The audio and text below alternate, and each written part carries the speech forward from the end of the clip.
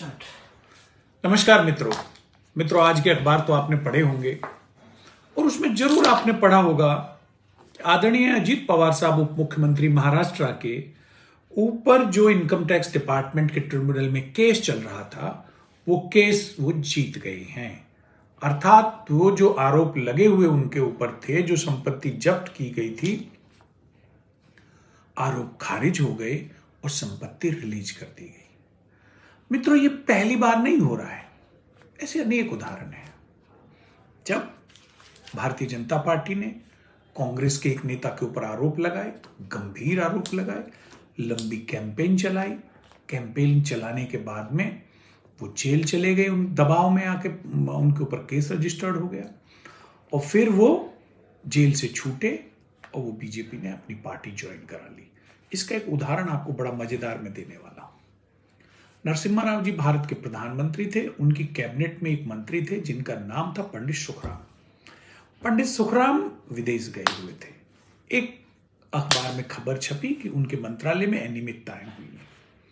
अटल जी नेता प्रतिपक्ष थे। अटल जी ने, अडवाणी जी ने, जसवंत सिंह ने, सब पूरा जो पार्टी भाजपा थी, उन्होंने पार्लियामेंट में हंगामा, संसद नहीं चलनी थी, सड़क से संसद तक हंगामा हुआ। क्या, जैसे ही वो भारत वापस आए उनको सीबीआई ने गिरफ्तार किया, केस रजिस्टर्ड किया, वो जेल गए, मंत्री पद से बर्खास्त किए गए, कांग्रेस पार्टी से निष्कासित किए गए। कुछ दिन बाद उनकी बेल हो गई। हिमाचल में चुनाव थे, उन्होंने बीजेपी के साथ गठबंधन किया, वो 5 या 6 सीटें उनकी पार्टी जीत के आई, वो उप मुख्यमंत्री बने और भाजपा की हिमाचल में सरकार बनी। तो ये उप मुख्यमंत्री वाला मॉडल भी बीजेपी का पुराना है, आज का नहीं है। स्वर्गीय अटल जी ने इसकी शुरुआत की थी और आज ये मोदी जी के यहां तक चल रहा है। ये एक मॉडल है कि किस तरह से सत्ता में आने के लिए जो पहले से सत्ता में बैठे हैं उनके ऊपर लांछन लगाओ, आरोप लगाओ, बदनाम करो, दबाव बनाओ, हंगामा करो, संसद मत चलने दो, और जब वो सत्ता से दूर हो जाएं तो उन्हें अपने पक्ष में मिला लो। एक प्रभात झा साहब मध्य प्रदेश के एक बड़े नेता थे, वो भी कांग्रेस के एक महासचिव के ऊपर आरोप लगाया करते थे, दिन रात आरोप लगाते थे। 2018 से 20 तक वो लगातार आरोप लगाते रहे। कभी कांग्रेस के उस महासचिव की भूमि घोटाला, कभी कोई घोटाला, कभी कोई घोटाला। आज आप देखेंगे तो वो कांग्रेस के नेता सरकार में हैं, मंत्री हैं, बड़े ओहदे पर हैं। एक नहीं, मैं 1000 के आसपास उदाहरण ऐसे छोटे बड़े गिना सकता हूं।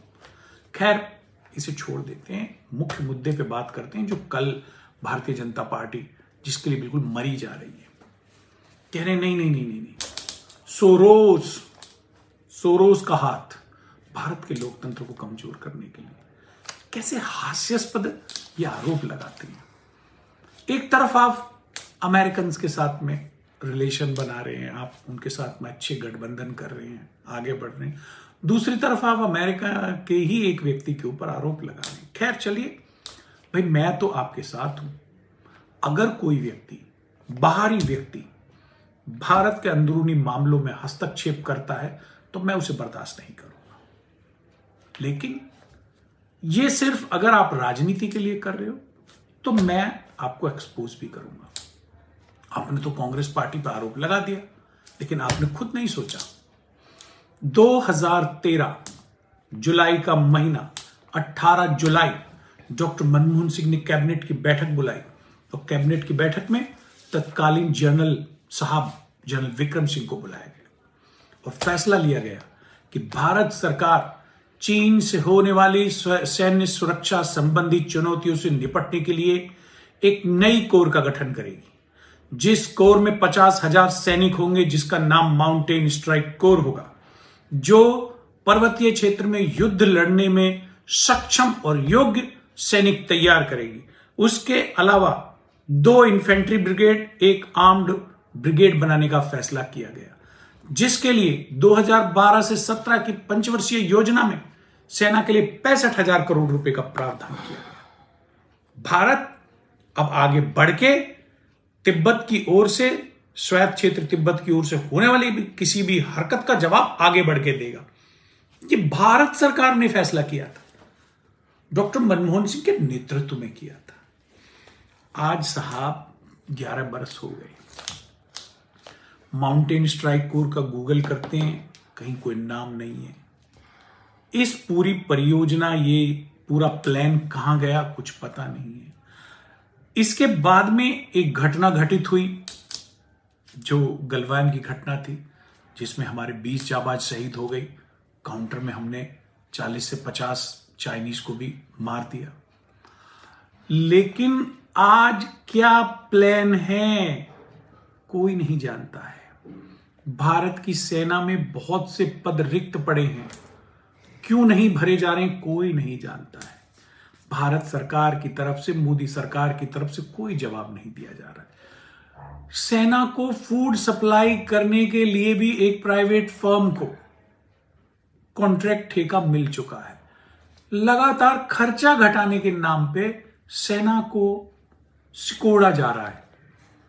भारत की सेना सशक्त है, मजबूत है, मनोबल मजबूत है, पूरी दुनिया में किसी भी चुनौती से सामना करने के लिए सक्षम है, यह मेरा मानना है।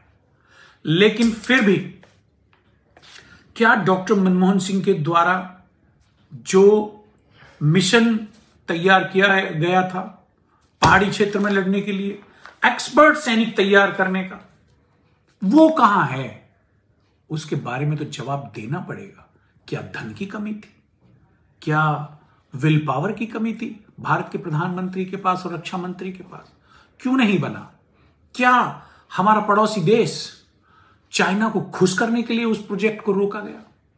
बड़े सवाल हैं, ये जवाब देने पड़ेंगे इनके। ये बातें अब सिर्फ कागजों में नहीं रहेंगी, इनके ऊपर चर्चा संसद में भी होगी, इनके ऊपर चर्चा सड़क में भी होगी। भारत के हितों के लिए, भारत के हितों की रक्षा करने के लिए भारतवासी चुप नहीं बैठेंगे। आपके झूठे प्रोपेगेंडा का जवाब आपको मुंहतोड़ मिलेगा। नमस्कार, जय हिंद, जय भारत।